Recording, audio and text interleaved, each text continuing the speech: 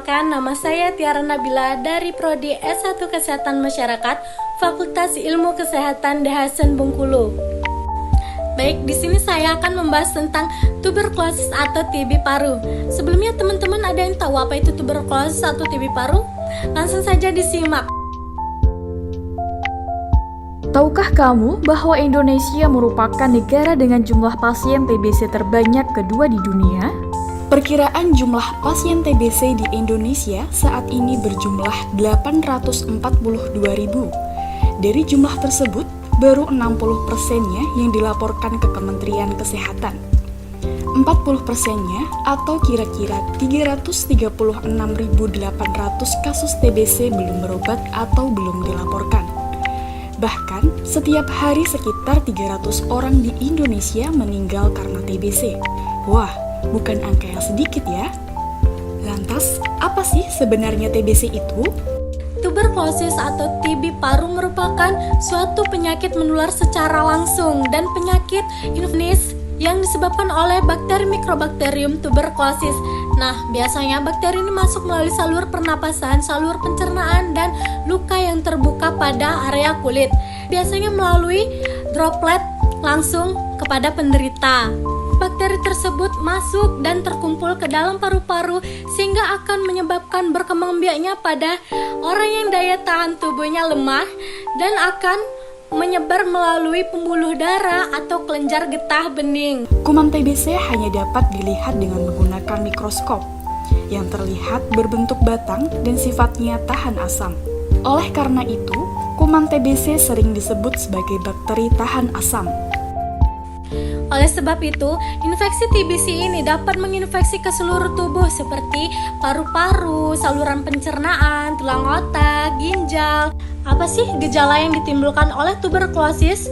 Nah, gejala yang ditimbulkan oleh penyakit tuberkulosis itu seperti batuk berdahak selama 2 minggu atau lebih,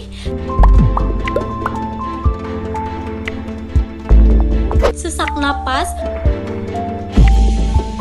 nafsu makan berkurang, berat badan menurun, dan berkeringat di malam hari tanpa aktivitas fisik, dan juga bisa disebabkan oleh demam yang berlarut-larut lebih dari sebulan.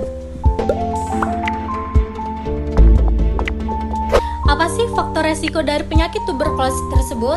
Baiklah, faktor resiko dari penyakit tuberkulosis tersebut seperti menderita diabetes, penderita ginjal stadium akhir, kanker, malnutrisi, perokok, dan minum alkohol untuk jangka waktu lama, diagnosis HIV karena dapat membahayakan kekebalan tubuh, obat-obatan yang menekan kekebalan tubuh sehingga dapat menyebabkan tuberkulosis itu aktif.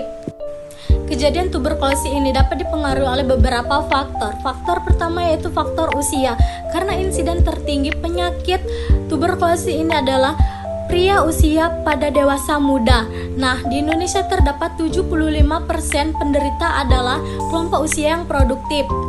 Nah, yang kedua adalah jenis kelamin yang lebih banyak menyerang laki-laki daripada perempuan karena mempunyai kebiasaan merokok sehingga dapat menurunkan daya tahan tubuh lemah sehingga mudah terserang. Yang ketiga, kepadatan hunian. Nah, biasanya Mycobacterium tuberculosis ini masuk pada rumah yang memiliki bangunan lembab, gelap, dan tidak ada sinar matahari yang masuk. Yang keempat itu pekerjaan, seseorang tenaga kerja kesehatan atau seseorang yang berkontak langsung dengan penderita. Yang kelima, status ekonomi. Nah, biasanya yang berpendapatan kecil ini tidak dapat memenuhi syarat-syarat kesehatan. Bagaimana sih cara mencegah penyakit tuberkulosis tersebut? Yang pertama, selalu menjaga daya tahan tubuh dan lingkungan sekitar. Yang kedua, menghindari berkontak erat langsung dengan penderita. Yang ketiga, memperbaiki pola hidup sehat, pola makan, dan makanan yang bergizi. Yang keempat itu berolahraga. Yang kelima, vaksinasi BCG agar tuberkulosis tersebut tidak menjadi berat. Tip BCG yang diberikan pada anak umur 0-3 bulan. Selain itu, kita harus menciptakan lingkungan dan gaya hidup sehat, seperti biasakan gaya hidup sehat, makan makanan yang bergizi, Rumah dengan jendela dan ventilasi yang terbuka agar sinar matahari dapat masuk ke dalam rumah dan tidak merokok. Kenapa sih TBC ini masih menjadi masalah besar di Indonesia? Yang pertama, belum semua fasilitas pelayanan kesehatan memberikan pelayanan yang optimal untuk pasien TBC. Kedua, belum semua lapisan masyarakat sadar untuk berobat ke dokter, puskesmas, atau rumah sakit jika batuk lebih dari 2 minggu.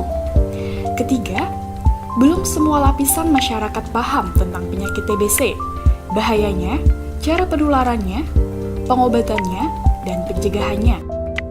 Apakah TBC bisa disembuhkan? Ya, tentu bisa. Jika kita merasa punya beberapa tanda gejala TBC atau kontak erat bahkan serumah dengan penderita TBC, tentu kita wajib konsultasi dengan dokter terkait bagaimana penanganan lebih lanjut. Atau bisa juga melakukan screening gratis jika di daerah kita ada program Zero TB. Yang jelas, menerapkan pola hidup bersih sangat dianjurkan. Tetap gunakan masker, serta rajin mencuci tangan dengan sabun di dalam air mengalir akan melindungi kita dari bakteri-bakteri atau virus. Salam sehat! Nah, itulah tadi pembahasan saya tentang tuberkulosis atau TB paru. Semoga dapat membantu dan dapat bermanfaat bagi kita semua. Saya Tiara Nabila pamit undur diri. Saya ucapkan terima kasih.